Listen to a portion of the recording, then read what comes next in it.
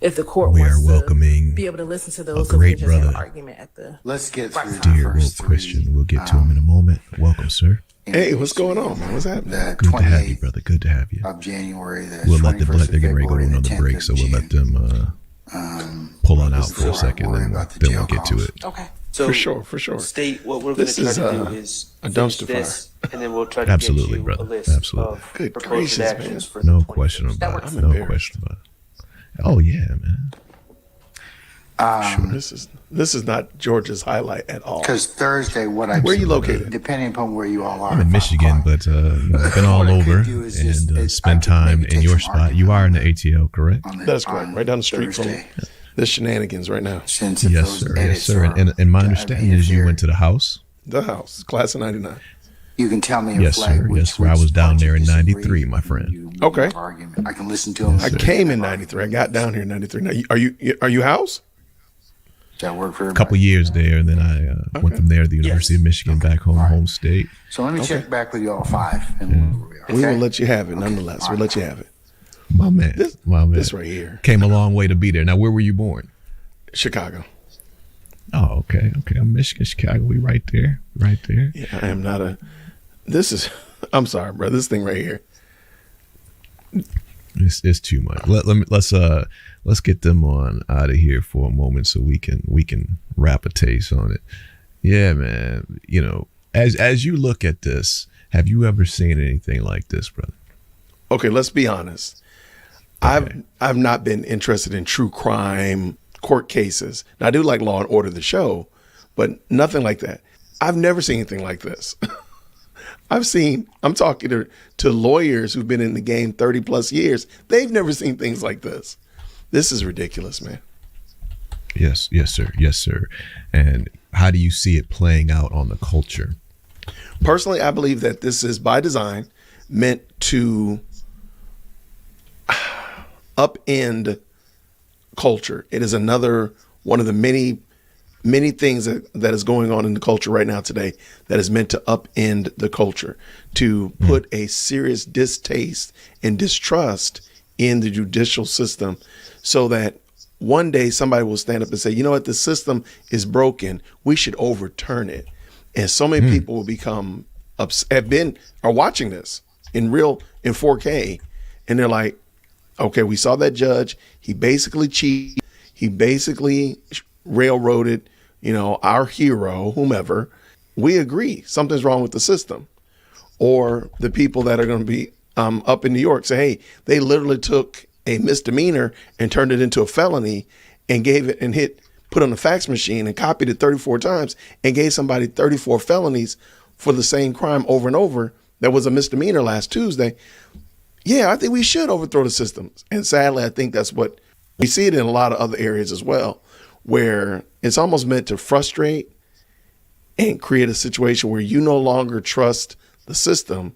So if somebody said, let's overthrow the system, you'd be much more prone to say, you know what, I kind of agree with that. I'm down with that. Whereas any other time you wouldn't have done that. That preparation, how deep do we go with that? Do we have actual cats ready to pop out from underground with the military, with this, that, and the other? I mean, how deep are we looking at it? I just think they just need to create a situation where people no longer, the institutions that we're seen as bedrock in society, where you can kind of trust. You can trust that you used to be able to feel comfortable that if I cast a ballot, that ballot would be properly counted and properly attributed to the candidate that I voted for. I think it's fair to say now a lot of people don't trust that anymore. But I used to think schools, I'm a former classroom teacher. I used to feel schools were a safe place for kids to go and they were going to learn the ABCs and the 1, 2, 3s. No, now they're learning all other kinds of shenanigans. But I got to go to work. So I can't homeschool my kid because I got to do this kind of thing here. So I distrust the education system. And I think how it's going to be manifest, if you will, is going to be, I have no idea how it works out. Again, to people going to just pop out of holes, or is this going to be an outright, 95 riots all around the United States? I don't know. But I do think that we should be aware and just kind of paying attention, like, why is it that there's such a concerted effort to draw a line of contention between males and females now? What's the purpose between that? Why is that in the last 5 years, all of a sudden, so many, what we would have thought were sane individuals now don't know what their gender is? Where's that coming from? Why is that a thing? Because this is relatively new to this degree. Now, not saying that there weren't people who were dealing with this, 10 years ago, but I think in the last 60 months, we can make the argument that, this is it's gotten pretty quick and pretty feverish. What's going on with that? Why is it that there's such a major push for this? I thought of something interesting the other day. You're where, German? Michigan. Okay. Rhodes, I'm sorry. No problem. Brother. Are you all in a boom of apartment building at all? Or, well, here in Atlanta, we're building apartments all over the place. They're building them all over the place. But something I noticed is kind of weird about these apartments. I noticed they don't have any playgrounds. Mm-hmm. You know what they have? Dog parks. And I thought that was like, wow, that's so interesting. Like, you're building apartments, multifamily living places, but you don't have anything for children that's outside. Now, sure, they might have some indoor arcade or something. Okay, whatever. But I think you got my point. They're almost like they're not investing in you having children. What is that about? You don't expect people to have children? It just seems such a weird situation. I've seen several of them. Where I live, there's quite a few. And I'm like, wow, that's a lot of people that you're trying to build into trying to move into a certain area. Yeah. And there's no expectation that they have kids. You expect that they have dogs. Lots of dog parks being built, but there's no places for kids to play. And it just seems really odd. If we go back to that agenda, if we go back to the possibility of what's happening with that agenda. So, if you have nothing but quote unquote women with women and quote unquote men with men, then what happens? I mean, nature says that there is supposed to be a reason for these things, and that there's be fruitful and multiply. There's something that's supposed to happen when you put those two together. Now, when you don't put those two together, I guess you have a lot of need for dog parks. I guess so. And so I just noticed that, like, man, it's almost as if they don't expect there to be another generation. I've mentioned this before. I don't remember when, but I was like, there's a political party that's literally, if you just take their platform and just look at it objectively, you realize their platform doesn't grow into the future. They almost don't intend. Like, they're the party that is pushing the extermination of our elders. They're the party that believes that children in the womb can be deleted. They're the ones that say if you have a physical or mental or some kind of inability, you can consider even post-birth exterminating that child. And then even once they're born, hey, if you wanted it to be a girl but it's a boy, we can help you with that. If it's a boy and you want it to be a girl, no problem at all. It just seems like they're not trying to live. It seems like a party of death. This case right here, I think, is only exacerbating the discontent that people have as it relates to those pillars of society that were supposed to be solid, those pillars of society that were supposed to be never changing, if you will. And now we're looking at, I think it's fair to say, a very corrupt judge, a very compromised judge. Brother Jason, let's back up for a second, because what you're saying is so heavy. Let's unpack that just a little bit, brother. And I'm already enjoying our connection, my friend, and I'm looking forward to many, many more of these types of talks. But let's unpack that for a second. A party of death. Mm-hmm. Break that down, because aren't these the same individuals that are marching, upset, canceling cats over protecting the planet, supposedly for the next generation of the generation? I can't drink this way. I can't use a straw. I can't do this. I can't do that because, the fuel, energy, the pipelines, all these things. All those things. Yeah. Aren't they the same people? They sure are. But they're also the party of, they're performative protests, or I call it live action role play. They will always fight for things that are in the past. But Rhodes, I don't know if you think about it, but do you know something about the past? Well, tell me something about your past. I was blessed to have a mother and father that married one time and stayed together, and they're still together. So I was one of the few that had the role model right there in the home of that's my dad, that's my mom. And to this day, thankful, just a couple of days ago, right? We had Father's Day, and I was able to be with my pops and my mom, and the same biological. I mean, just that's we know how rare that is. We know. Bro, you made me start crying. That's amazing. That's amazing. To not only have had that, and then it's still that way, and they're still there, and I mean, it's just. That's just such a blessing, man. It's just such a blessing. So that's just a throw. That's a history. That's a reflection. I absolutely love it. If is there anything I can do to change that? No. The fact that you were raised by your mom and your dad, that they married once and they stay together for you and your siblings and whatnot. Can I do anything to change that? You can't change that, bro. I can't change it. You can't change the history of that. So what if I go out and protest? What if I go out and start a march or riot or a hashtag or do a campaign? You'd be getting some exercise. You'd be getting some exercise. So it doesn't matter. But what if I'm passionate, Rhodes? I'm raising my voice. You know what, Rhodes? I'm going to get real mad. I'm going to even use some hashtags and some memes. What's going to change? What's going to change? Not a thing. It's just performative. And so there's a party that absolutely loves to do performative stuff. They will riot and protest about slavery, walking in front of a Planned Parenthood. They will riot about the fact that my ancestors might have been slaves. I don't actually know that. I don't transfix over it. So I really truly don't know. And my neighbors next door, they might have actually owned my ancestors. It's possible. I don't know. I live around a mixed community. So I got white people on both sides and in front of me. It's possible. And I don't transfix over it. But guess what?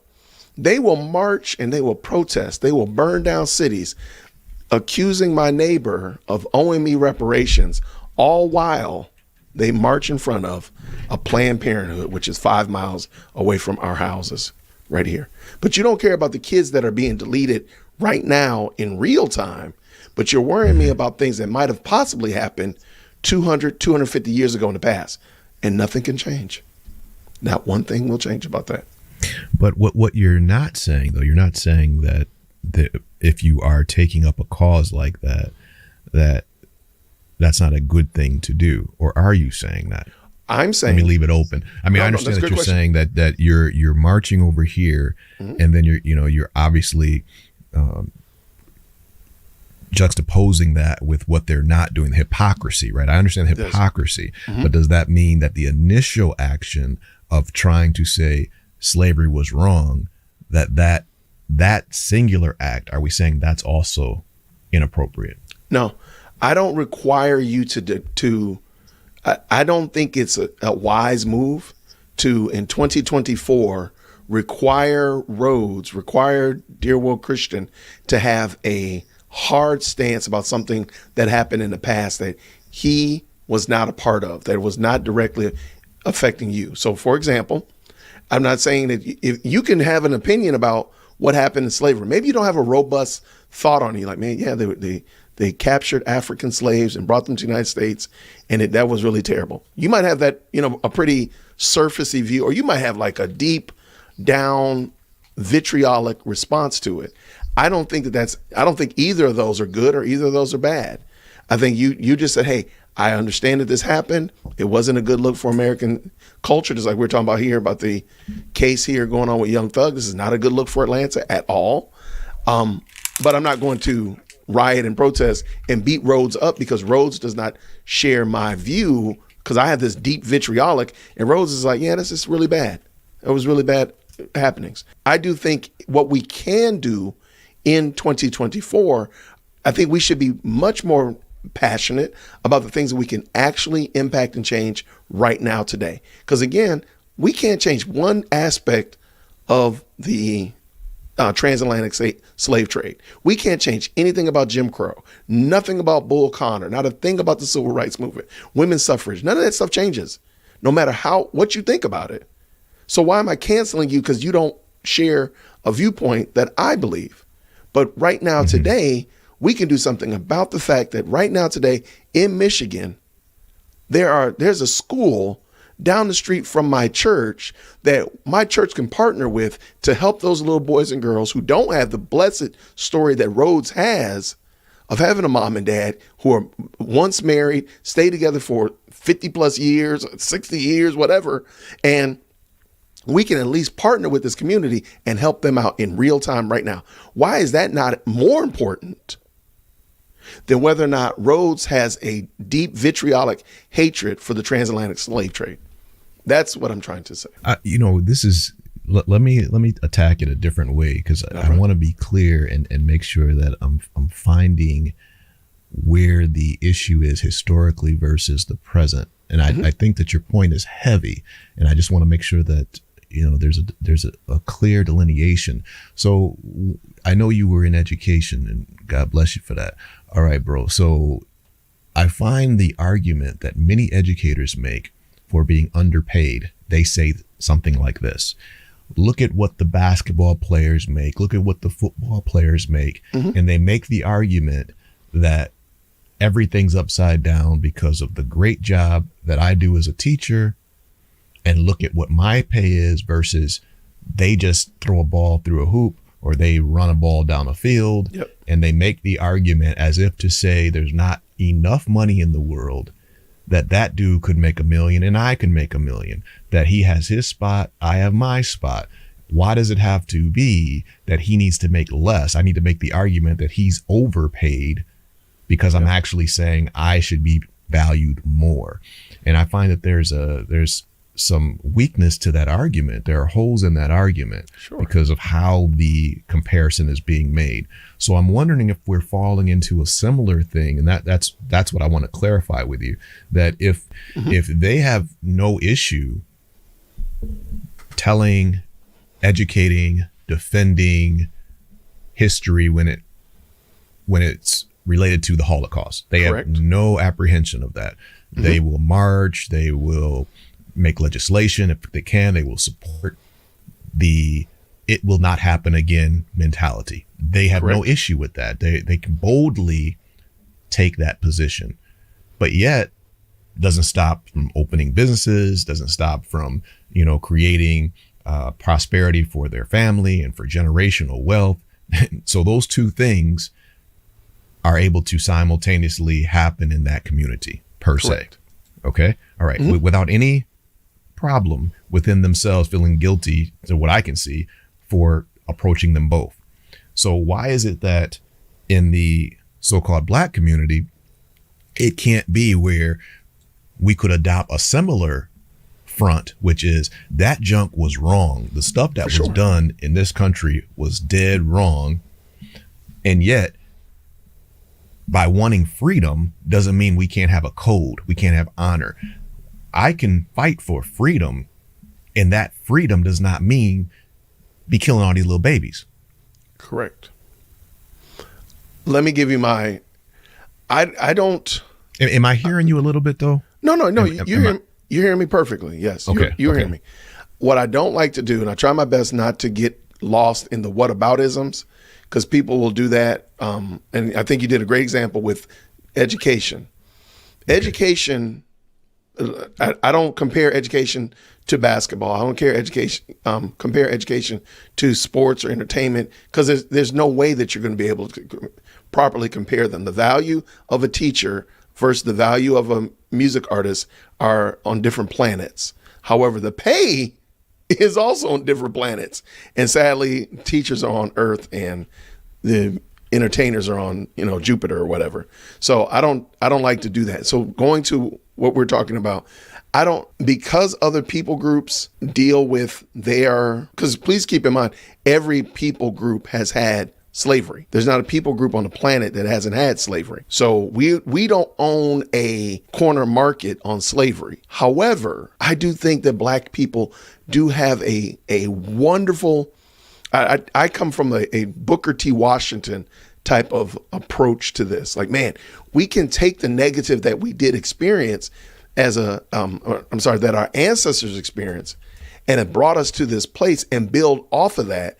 We don't have to go back down and re-excavate the foundation. The foundation has already been laid by our ancestors.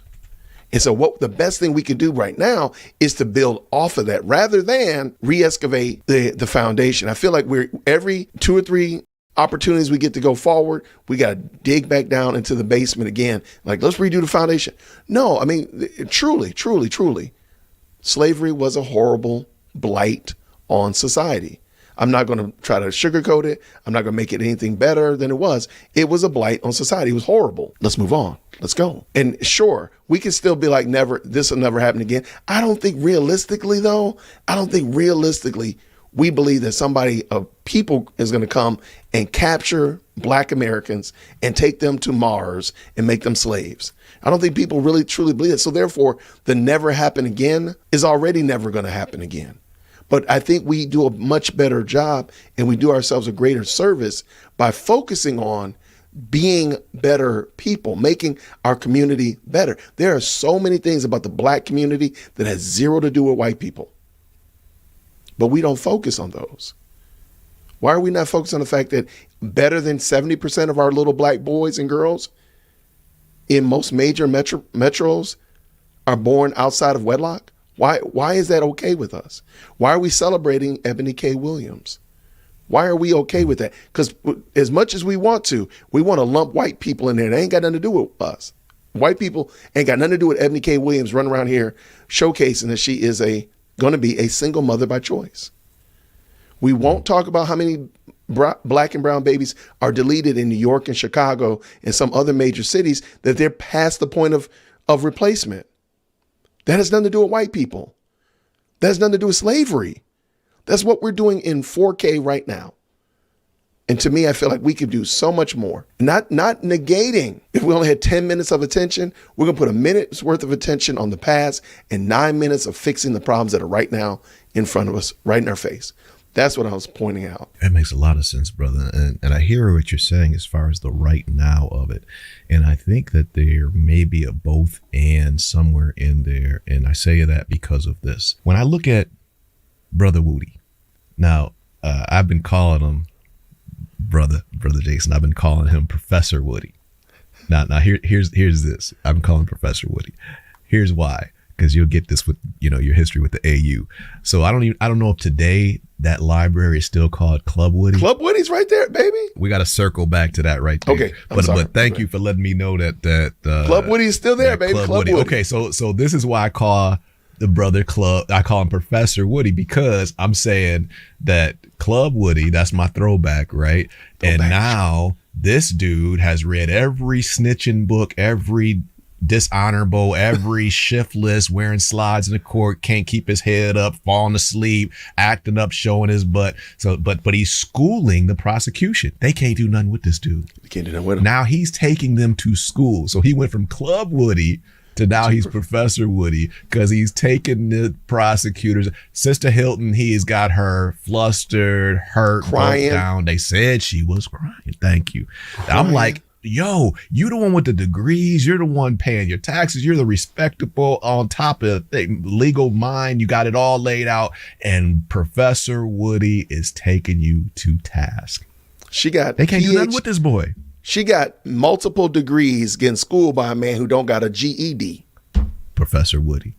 In the house, taking them to school. They can't. Now, this is what I'm saying is that for her and Sister Love, yes, respect to them. They got to where they got to, through hard work. Our sisters have worked hard, whether we agree or disagree with their whole thing, right? Yeah, but they got to where they got to. Like I said, they have the degrees, but they can't do nothing with this boy.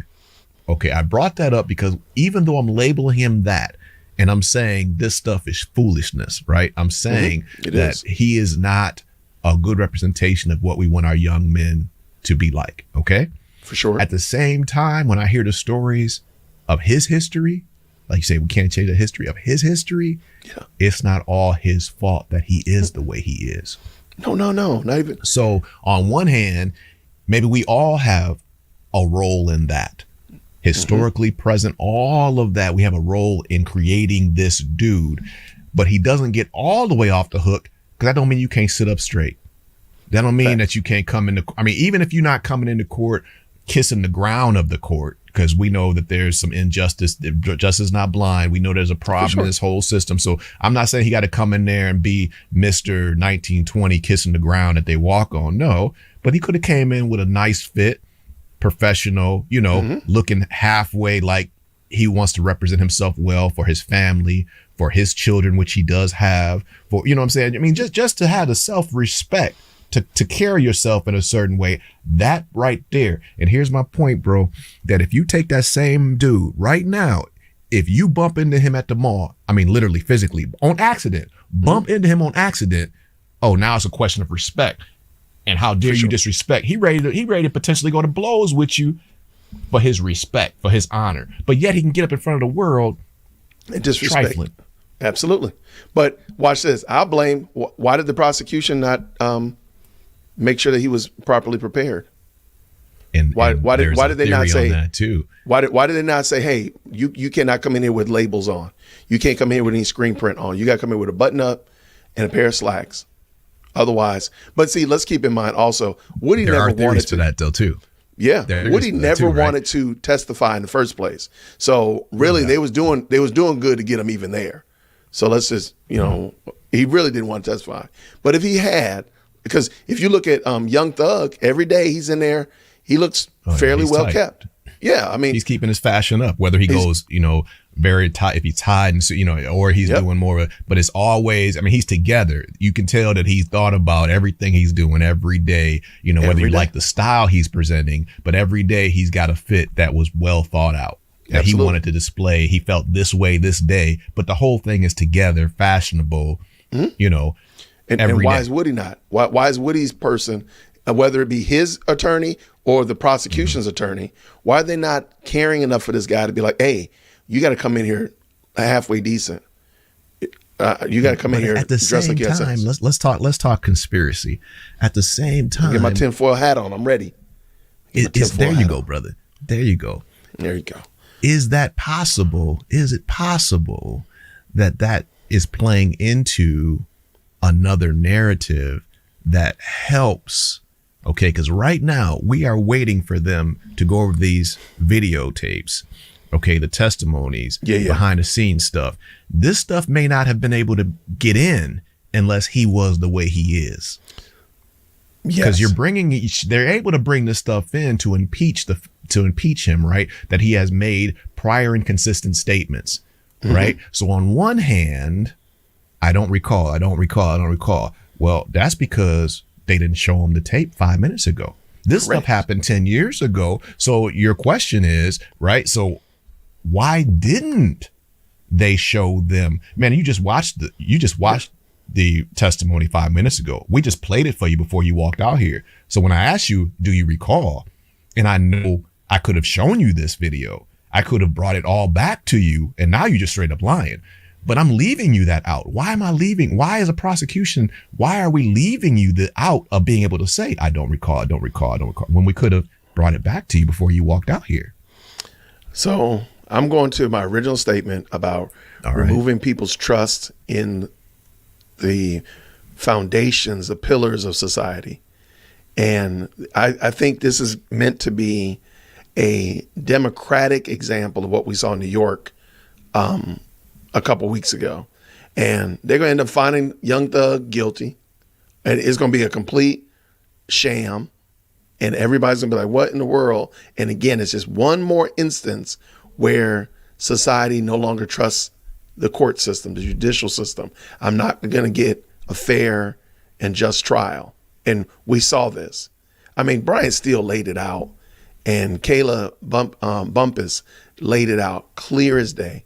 And that man still said, I'm not going to recuse myself, and then proceeded to literally wasting time. He could have yesterday said, nope, y'all should have done this beforehand. We're not bringing in those interrogation videos. We're not doing that. Nope, get it out of here. But no, he's going to waste 17 hours of possible time. Plus the jail calls. Plus the jail calls. Yeah, right. So let's just say 20 for easy math. So he's going to interject 20 hours of tinny sounding foolishness that I don't think many of those jurors are even paying attention to. There's no way. But and then they're going to turn around after all of this is said and done, and they're going to throw the whole book at Young Thug. They're going to find him completely guilty of everything under the sun, probably guilty of the fact that my drink is empty over here on my table, everything. He's guilty. And it's going to just destroy again people's faith in the system that there is even a possibility of getting a fair trial in America. And there will be. That's my So you don't tinfoil see conspiracy. Yeah, you don't. So you don't see any fairness. You don't see any option here for Thug to get justice, true justice. Now, if he did it, he did it. If he did, he didn't. But you see it being rigged off the top. It's already. I think it's rigged from the baked beginning. in. So I think that this has already baked in a lot of inconsistencies because there's a lot of problems. I don't know if you've done any research into RICO cases, but they're meant to be like this. They're meant to get the low tier Rhodes, who's just the shooter on the street, to Wrap you in. rat in. out Jason, who's the kingpin. That's what it's meant to do. You know, when Fonnie Willis's big chest beating about how so many people, Nathan Wade was talking about how lawyers go ahead and tapping out of the RICO case and pleading out. Well, you would think like, oh, wow, that might mean that this case is really valid. Well, no, you're talking about, you look at an 80-year-old man that's retired. Does he want to spend $2 million defending himself? Or does he want to go spend time with his grandkids?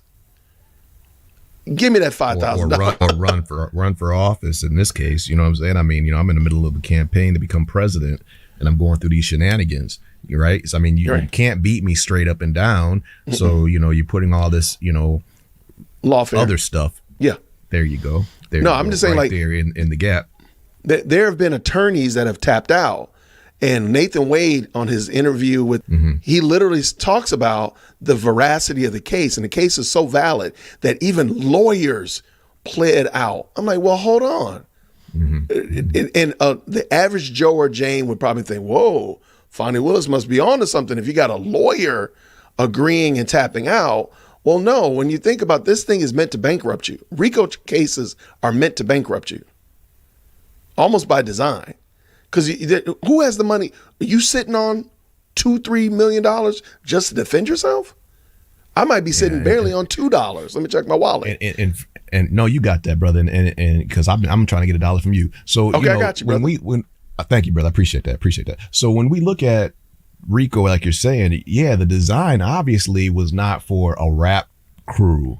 We're talking about the design is for this so-called mafioso, right? This whole connected Cosa Nostra. You know what I'm saying? I mean, you're talking about, and they have multi-millions, let's say. So you're going after. Really, so you need all these tactics to go after that type of an organization that's that well suited, prepared for these things and all of that, right? So so you got all your traps and tricks designed to catch that organization or organizations like that. Yes. So Fanny's saying what? This is the same thing. This, so we're going to use all these tactics on these brothers. And all I'm saying is, if the case is clean, all of these shenanigans are not necessary. You know what I mean? If the case is legitimate, then you should be able to approach this topic and everybody should be able to see it exactly as you see it without any shenanigans and hijinks. Why is it that so many people see the judge as being biased? And this is not just new. This has been going on for quite some time. Why is it that so many people see inconsistencies in how you're presenting this? Why do you look so unprepared?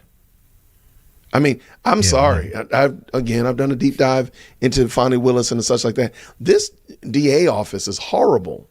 I think the worst thing to happen to you is to be brought up on charges by this DA's office because they don't keep any paperwork. They're the worst. It's like, how do you not have paperwork on some very major things? Go back and read the Ashley Merchant. Remember when they were talking about, well, Nathan, break down, what you did and how you did it. I kept it in my head, dog. I got it. This DA office is horrible. And again, it demonstrates and shows that there's a level of corruption that is astronomical. Eventually, somebody's going to rip the Band-Aid off. They're going to bring in the news team. They're going to help people see it. And it's going to be extremely gross when people finally see just how ridiculous Fulton County is. And I mean, there's other counties too. So we're just using Fulton County as an avatar of it. And I think most people's eyes are on Fulton County. I think it will actually eventually blow up in Fulton County And what I mean by that is somebody's going to die in that Fulton County jail and it's going to really hit the fan. Or something's going to really go left in the DA's office and it's going to really be there's going to be no way to hold back when the dike breaks. Right. Aren't the buildings themselves, the jails themselves, cats using weapons from this stuff falling down, right? I mean, the infrastructure is so bad, right, that the jail itself is becoming a weapon, right? The jail itself is a weapon. They have found ways to break out the windows in the jail, and people have been flying drones in through the windows. I did a video on it. It's called Special Delivery. Like, y'all are wild. That's classic. Like, that is everybody go and watch that. Go watch that. That's classic. Like, that's wild. That y'all. How do y'all think of this kind of stuff? But so the building, yes, the building itself is well over its shelf life. There's doors that don't lock, and there's a lot of safety concerns in the building. I don't know how quick and easy you can tear down a jail and build a new one, but without question, unequivocal, Fulton County Jail is bad. Matter of fact, a lot of people don't know this, but Young Thug is being tried in Fulton County, right? Mm-hmm. Okay. Y'all don't know this, but Young Thug is staying in Cobb County. That's how bad Fulton County Jail is. They're literally bringing him better than like 30 miles away. The whole crew they're transporting him, or just I him? know Young Thug is right here in Cobb County. I'm assuming the other ones probably as well, but Young Thug is over here, and that's like 6 miles from my house. So I know exactly where they're keeping him. It's right over here in Cobb County because what's called is unsafe. That's crazy. That tells you. Wow. That tells you that right there. So he's not coming from. I don't know what time they get up. I don't know what time they leave. Any of that stuff. I support the criminal justice system by staying out of it. But I just know that they do not, like, Young Thug is not staying in Fulton County Jail. He's coming up here to Cobb County. So, Brother Jason, let me backtrack for a second. Sure. These institutions, when you say like there's nothing that can be done, get over it, move forward. We were talking about slavery. I'm coming all the way to like the way that building looks today, or the way that DA office is, or furthermore, go back to Fannie, right? And sure. when the Peel and the oversight committee got together in your state there, Georgia, and the cats were talking to Ashley Merchant. They brought her in to testify, and she was running it down, this, that, and they were like, well, wait a minute. So nobody has to, she doesn't have to check with someone. We don't go through all that, sir. That's the county commissioner. We give they come and they request a certain thing. We give it to them, and then she can disperse however she wants. That's how it is. Yeah. Boom. Now, the answer that was going to be expected, oh no, there's an audit and we keep tabs, and if she doesn't use it for this, but she uses it for that. And there were follow-up questions, right, brother? There was, well, wait a minute, are you saying that if she chooses to spend $300,000 and pay a special prosecutor, she can do that? And they were waiting to be like, no, she can't. She broke, we keep tabs on that, and she's wrong. No. So the follow-up to that is, well, then she didn't do anything wrong as far as how y'all are set up. And even they were saying on the well, then maybe we need to get into this and make some changes. But let's backtrack for a second. That means systemically, institutionally, she wasn't wrong.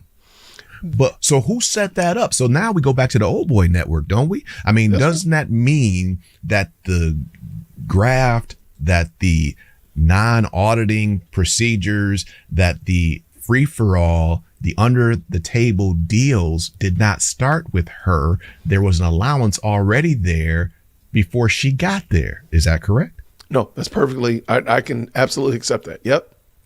Okay. So it's not that because of the color of her skin, like we got our people in here and, they just went to doing crazy stuff. It's like when Brother Trump said, wait a minute, to Sister Hillary, you've been in there for 1 million years. If you got a problem with how my tax, you could have changed it, but you won't, and you didn't. Mm-hmm. You're talking about me paying taxes, but I'm following the law. These are the law. You've been there. You could have changed the law, but you won't, because these are the same people giving you money like I gave you money. There you go. And so definitely, go ahead. No, and definitely, I'm not saying that it started with Fannie at all by any means. They would love to paint that narrative that, oh, this all started with her. No. This has been a long running problem. Paul Howard, from my understanding, now he might not have been the best person, the most moral, upright standing individual. But for the most part, He's as the far DA as right before her. He's the one right before her. that is correct. But he was a DA Okay. for like 30 years. He had been in it for quite some time. However, as far as I understand, he didn't have this type of problem as pronounced. Now, maybe he was using money in different ways and such like that. But as far as I know, I didn't see anything. I haven't heard anything about Paul Howard taking his side piece on cruises and paying her almost $1 million and such of that nature. So there's nothing of that nature going on. Now, again, I'm not saying I've done a deep dive into Paul Howard. I've heard conflicting arguments. And so I'm just going to say that Paul Howard is a little bit of a conundrum for me because I'm not that committed But he to also it. wasn't. He also wasn't trying to prosecute a former president, though, right? Well, there's that as well. He didn't have that under his belt Or going either. after young brothers with RICO. That wasn't a big thing, right? I mean, RICO wasn't even on the radar to be used with this frequency like it is since she came in, is it? Well, no, Paul this Howard frequency did. of using it. Go ahead. Paul Howard did do the Atlanta cheating scandal, and he With did the school, the testing. right. The testing. Okay. I don't know how we call it Atlanta cheating scandal. I know other people have heard it other ways, but the 160 teachers that they hit them with I remember RICO. that. And, they hit them with RICO. People pled out. I think when the smoke cleared, there was like 111 people that went to court. And I want to say 30 of them were finally found guilty and such of that nature, went to jail or on probation or whatever like that. But started with 160. That's crazy. That was And like that you say, alone. it's baked in. It's baked in. It's going to already start to, create the rats, right?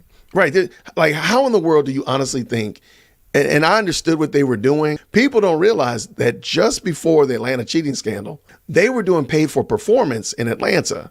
So in order, like if you're making $50,000 as a teacher, but you can get a bonus if your students performed well on standardized tests. Mm-hmm. You already saw where this was going. Well, of course, I'm going to be changing little Johnny's scores. Little Sally going to be getting her. She might not even be able to spell her name, but she going to get 100 on this thing because I could get a bonus. So, I mean, they put in some failures in there, in my opinion. Mm-hmm. I don't think anything should be tied to student performance like that would cause somebody to be dishonest. And they baked it into it. So I totally understand. If you're underpaid to start with, right? So, I mean, I don't think performance incentives are necessarily a bad thing in America. Competition has produced a lot of innovation and, production has been, I mean, you just look at the car industry, automobile industry. I mean, any type of, just the competition has done amazing things. But if you are underpaid to start off with, then you're correct. Now you have a real moral issue. I mean, it's going to be there anyways, but you've exasperated that when you have people that are hungry and they know they're working their butt off and they're taking the little money they have and putting it back in the classroom, buying supplies for their kids, feeling underappreciated, etc. And now you give them a chance to get a bonus that the bonus really is not doing amazing. I mean, it's not like now all of a sudden I can take 7 weeks in Aruba with my family. For sure. I mean, we're just saying I'm not going to be so far behind maybe next month. Right. Right. I mean, that's the situation. You're 100% correct. But I agree with you. Competition breeds success. I think everybody benefits when there's competition. But in education, that is like taboo to say something like, hey, I like the idea of private schools. I like the idea of charter schools. Sure, we can still have public schools, but I think everybody should compete for the same pool of students and give the best product possible. I believe in that. As a former classroom teacher, I've taught in public as well as private school. I've never homeschooled, but I'm perfectly fine with there being competition because nobody's landlocked to only one situation. But if you don't work well in public school, you got 3 other options. You don't like private school, you got other options. So I like that opportunity and allows people to get better. But again, where's the safety net there, Brother Jason? Where's the, I know that you've obviously thought about that. You've been in the profession, you care about people. So I know you thought about it. So just help us understand, break that down a little bit as far as my understanding of why the public school supposedly the pushback that they give, the proponents of that give to your argument right there is that there will be an entire group of young people who don't make the cut and they'll just be in horrible conditions. They will have no chance to ever compete with the others that are above the fray that have made it into these other schools. And so that bottom rung is just going to be so low.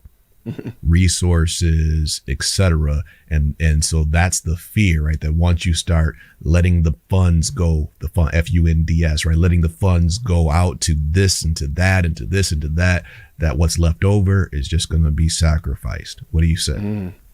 Got you. Since I'm gonna ask you to, since you all like to go, and this is what I would say to that person. Okay. Since you like to go back in history and you want to fight about race and slavery, what I want you to do is I want you to just kind of come back a couple steps after slavery during Reconstruction. And when we had all black communities, all black schools, all black banks and churches and all those kind of things like that, they were thriving and they were segregated. They were not promoted. They didn't have any of the stuff that y'all are claiming and clamoring for, but they were thriving. They were doing great. They were doing wonderful. And now you're telling me that you can't do great. You can't do wonderful. You can't be phenomenal if you don't have all these resources, but they didn't have those resources.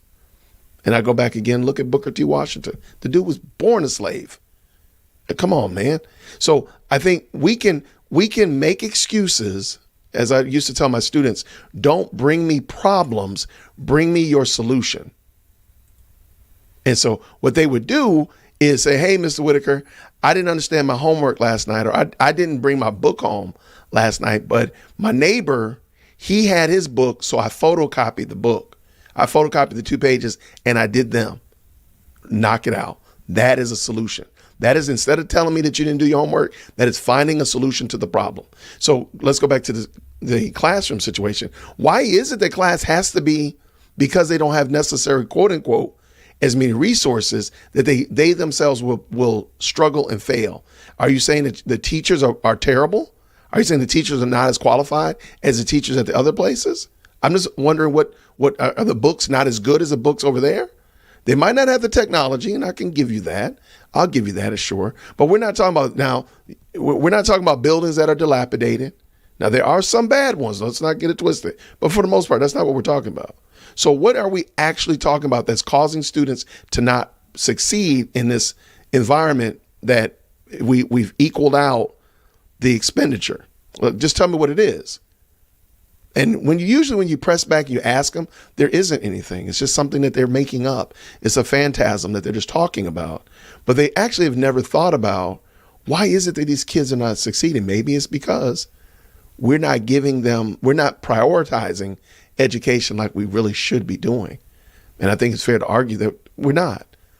We're not prioritizing education over entertainment. We're not prioritizing education. I think you're making great points. I think you're making great points about the current stratosphere and the issues in the low performance of what's currently happening in public schools around, in America. Okay. Mm-hmm. I think that's a good argument for that.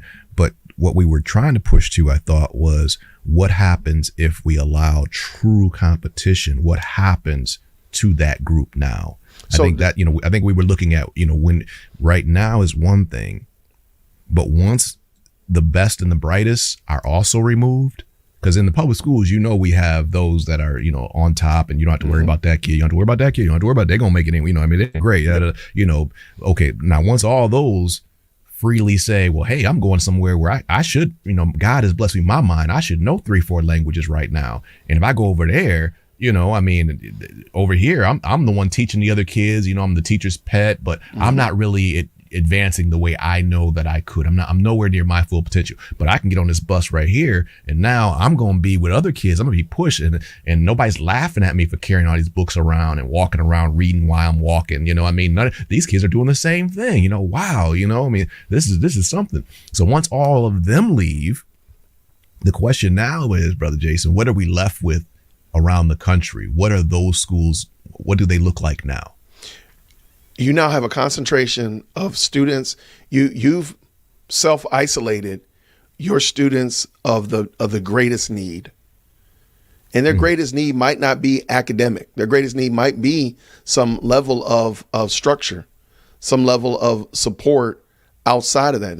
You might have kids that are in foster care. You might have kids that are that are homeless. You could have a whole bunch of reasons why these students, let's just say that you have a building and you have 100 kids in here, and everybody else went to the charter, the private school, they went homeschool. Now you just got this 100 kids here in this building.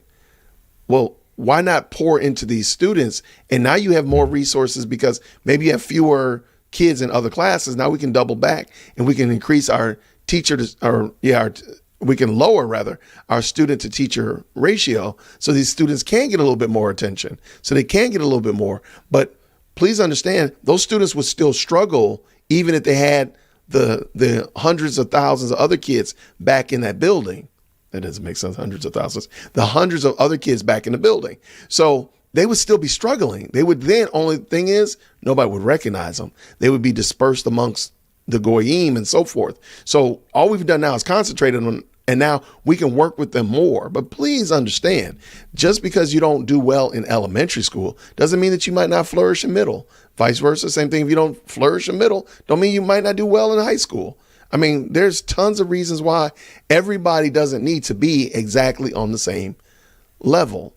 And I don't think that I think there's real problems when we try to make every 7-year-old operate the same as every other 7-year-old. I don't think that's a good idea, because some kids don't actually work like that.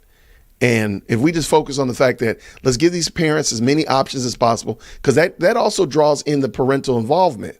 So now we're going to have more parental involvement. So the first teachers are actually going to be engaging more before they send them to school, versus I ain't going to do nothing with my kids. I'll just send them over to school. They're going to teach them. But now because I'm engaged with them, you're going to see much more production all over the place. And please keep in mind, at the end of the day, not every student needs to go to college. I've said that before. I don't believe every student should go to college. And I think that's a misnomer that we've created. And I think we're creating an academic inflation system where you're going to have PhDs frying French fries soon. It doesn't make sense. Like, everybody shouldn't go. Well, especially with AI, right? Absolutely. But you know what we need a lot of? Air conditioned techs, mechanics, other things, those trades. Like, we're disparaging trades because we want kids to go to school to be theorists, and we want them to go to school to become doctors and lawyers, which are great professions. But some of them, we need people to turn wrenches. We need people to actually cut wood. We need so many other trades, things that make your hands dirty. We need those, and we're disparaging those, looking down on those, when we should be elevating those and putting those on the same level and saying, hey, this is an opportunity for you as well.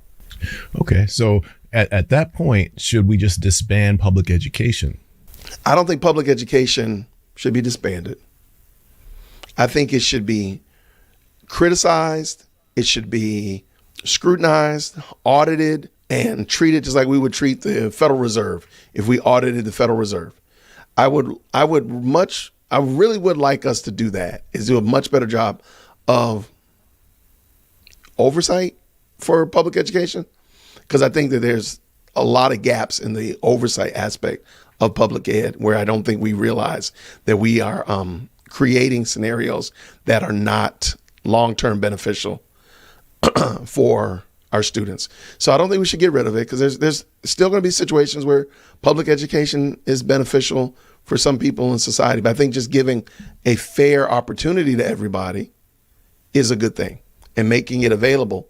AKA definitely charter schools. If nothing else, you don't have to go full on private school, but definitely through charter schools, maybe make that a more of an option for your community, that they can at least do that. And I think that would be beneficial. Tell me what you think educationally. Let's go back to Professor Woody. So Brother Woody, yeah. Professor Woody, with all due respect, Professor Woody. Oh, yeah. So with that brother right there, he is indicative of something that's happening in our society in general, right? I mean, we see that. So what would it have taken to stop that nonsense? With all respect, but in your opinion, what would it have taken? I love it. All right. I don't know emphatically, because I don't know where Woody is from. However, yesterday on my live stream yesterday, he said he went to Slater Elementary School, one of the schools that he went to.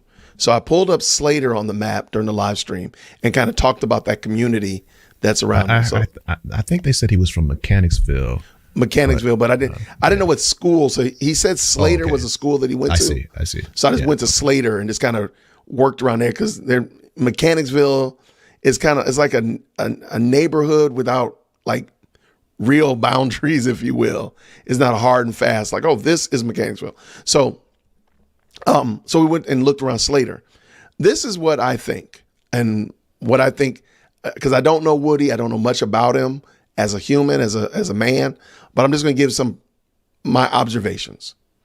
He probably was not raised with a dad. And not being raised with a dad, he probably was raised around mom, aunties, sisters, cousins, great grandma, and such like that. And he needed some male influence. What I think would probably help out in that Woody scenario would be that a church or maybe even the college. I mean, he's not terribly far from the AUC, but it's not the closest you would like it to be. But a church committed to supporting the elementary school. So let's just say that Jason Baptist Church or Jason Presbyterian partners with Slater Elementary to help with all of their K-5 classrooms. And what we do from there is we're helping them with book bags in the beginning of the school year, helping them with Thanksgivings and stuff like that, coming to do read alouds. We're doing things to help support this school, because the more the church can unplug one or two Woodies every year, the better the community is going to be, because there's one or two less possible gang members. There's one or two less people running amok in that community. Does that make sense? A wonderful opportunity. I was actually pausing because I was thinking about something I said the other day. So I apologize for the pause there. But I was thinking back to the thought, just a thought experiment. What if all of our churches in the hood were open 24 hours a day, 7 days a week? And I threw it out there, and obviously I said, the microphone's gonna get stolen, and there's some reality that jumps in real quick. Right. But just the fact of what if everyone knew, if I could just get to the corner, if I could just get to the church. I mean, my heat just got turned off, but if I can just get down to the corner. I mean, we internet's off, or my kid, got to take a shower right quick, and the water ain't, but as long as I can get to the church, they can take a quick shower, or they got a big kitchen in there, Just what if that was, and so it all came back to me just now when you said that. I mean, because all those things are still, there's only so many hours the church is actually operational.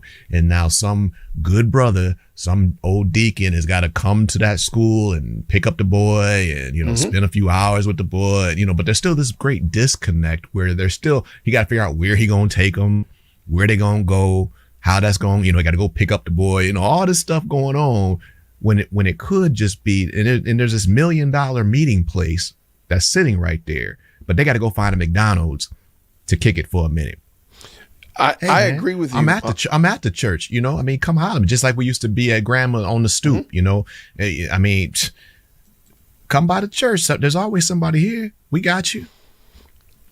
And I would love for that to be the case. I know that, as I said yesterday on my live stream, my church supports an elementary school, and we fill their food pantry 3 times a year. And that's where the school has found that to be most beneficial.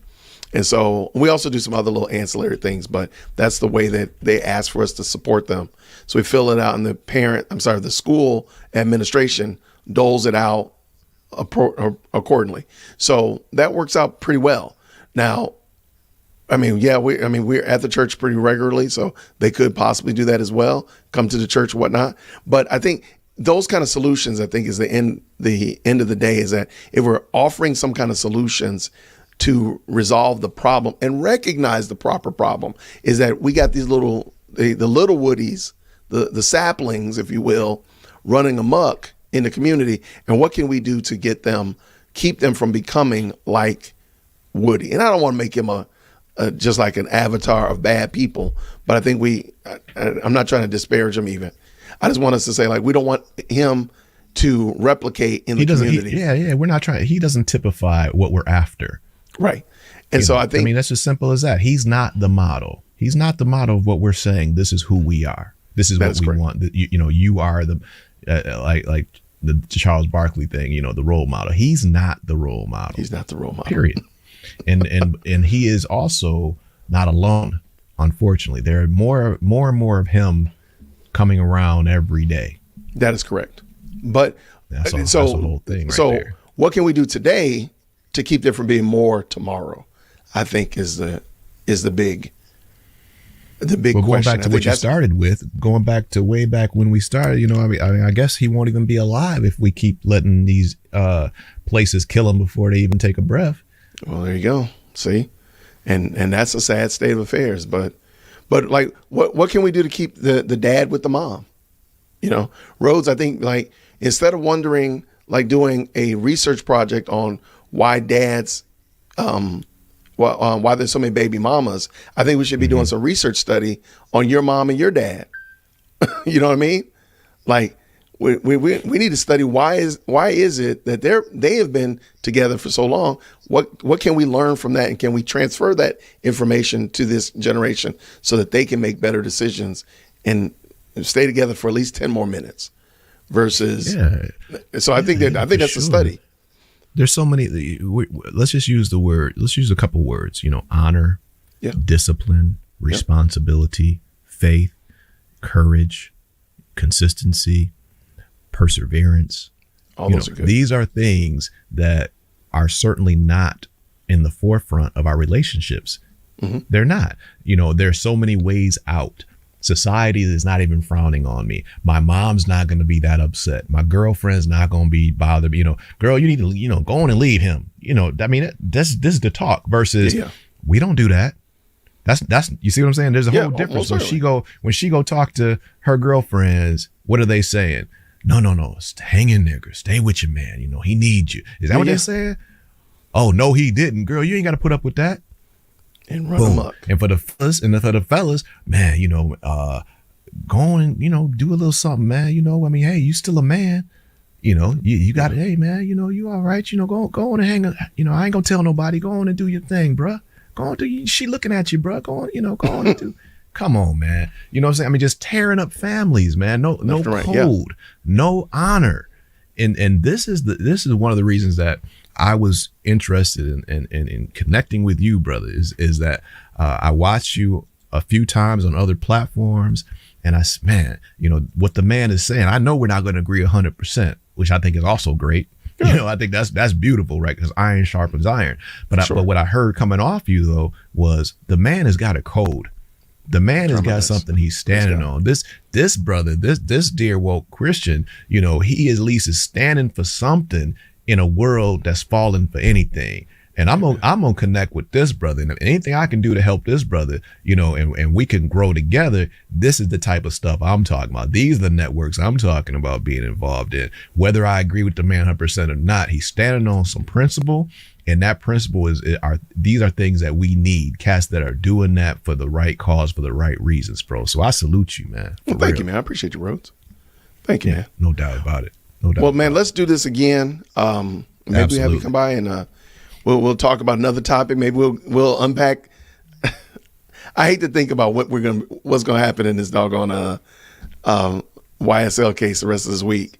But it's gonna continue to get funky, brother. It's gonna continue to get funky. Funky. God willing, we plan on continuing to show it up and to kick back and bring the parallels, right? So just like we're doing right now, is that, at least if we can have that benefit, brother, where we can take what they're giving us, the nonsense that we're seeing, and then tie it into some of these principles you and I are talking about, so that hopefully, we hit this algorithm and cats start to see that we'll be doing this, more and more in the coming weeks. And so I'm going to try to carve out some time where I can at least, if I can consistently follow the trial and hit the algorithm and then we can expose people who are watching this, but then during all these breaks that we have, because as you see, there are an incredible amount of breaks. So during these breaks, if we can feed them with some of the things that are on your mind, on your heart, and we can kick it like that, and then,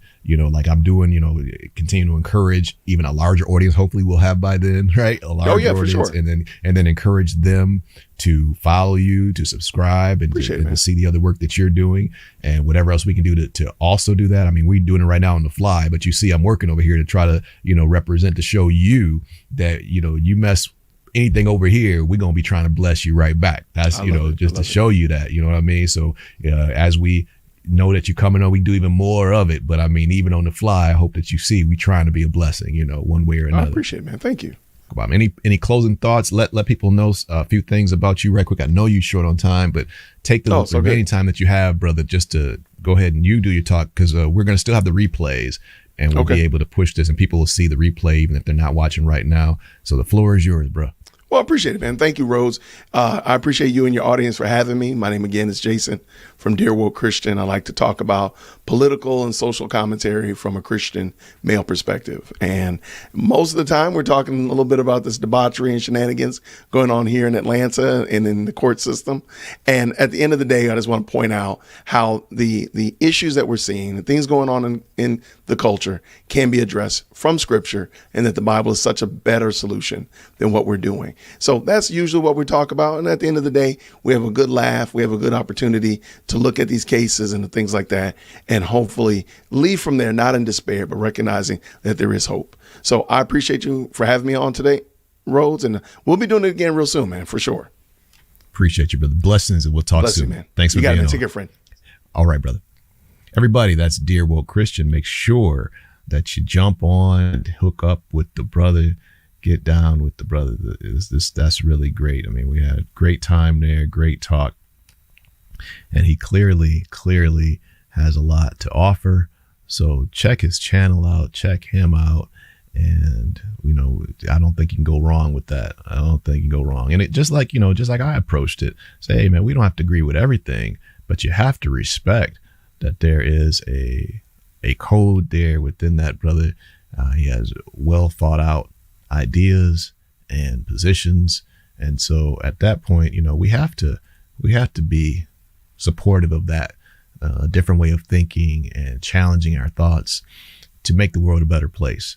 Because what we're seeing right here, the foolishness going on in this trial, that's not what's up. It's clearly not the way, right? This is clearly not the way. So when we get a chance to bring in other perspectives and to talk about how to make things better, hey, let's jump all over that. So again, thanks so much to Dear Woke Christian. Yo, hit that like for Dear Woke Christian. Yo, for Dear Woke Christian, smash that bell for DWC. Yo, smash it, just smash it. Hit that like for Dear Woke Christian. For Dear Woke Christian, smash that bell for DWC. Yo, smash it, just smash it. Hit that like for Dear Woke Christian.